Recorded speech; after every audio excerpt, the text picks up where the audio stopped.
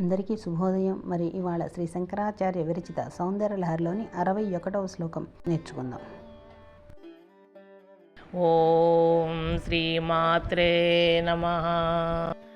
असौ नासावंस स्तुहिनगिरिवंशध्वजपटी त्वदीयो नेदीयः फलतु फलमस्माकमुचितं वहत्यन्तर्मुक्ताः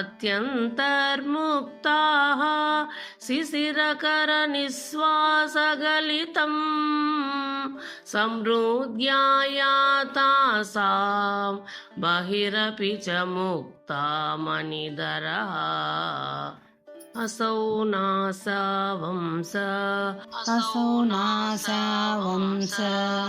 स्तुहिनगिरिवंशध्वजपटी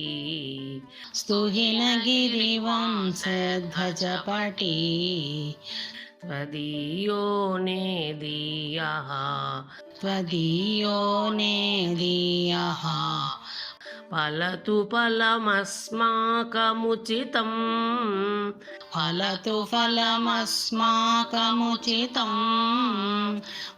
वहत्यन्तर्मुक्ताः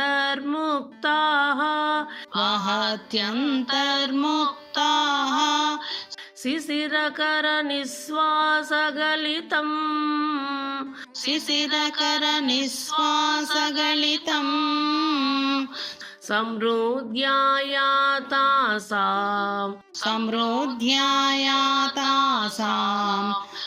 बहिरपि च मुक्ता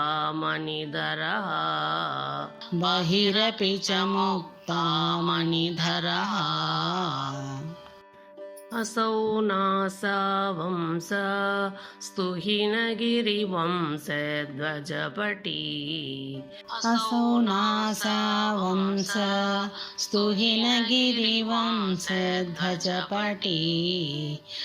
त्वदीयो नेदीयः फलतु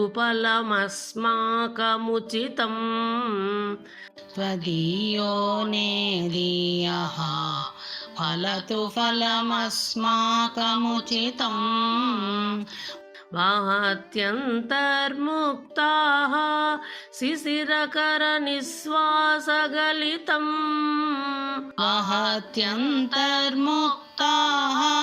शिशिरकरनिःश्वासगलितं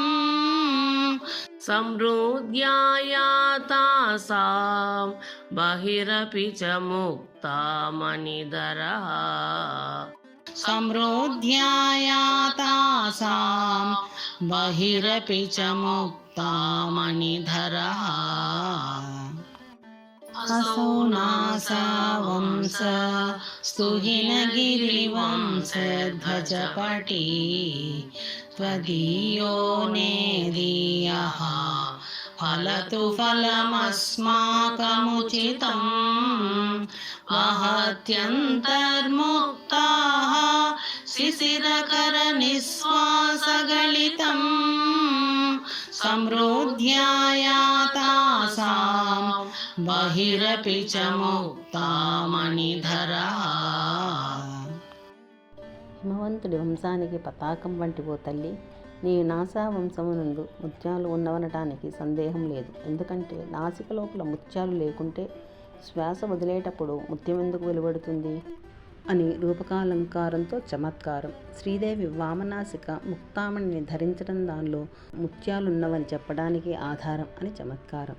ఆ నాసాదండం నా వారికి నాకు కోరికలకు తగినట్లుగా త్వరలో కోరికను నెరవేర్చుగాక.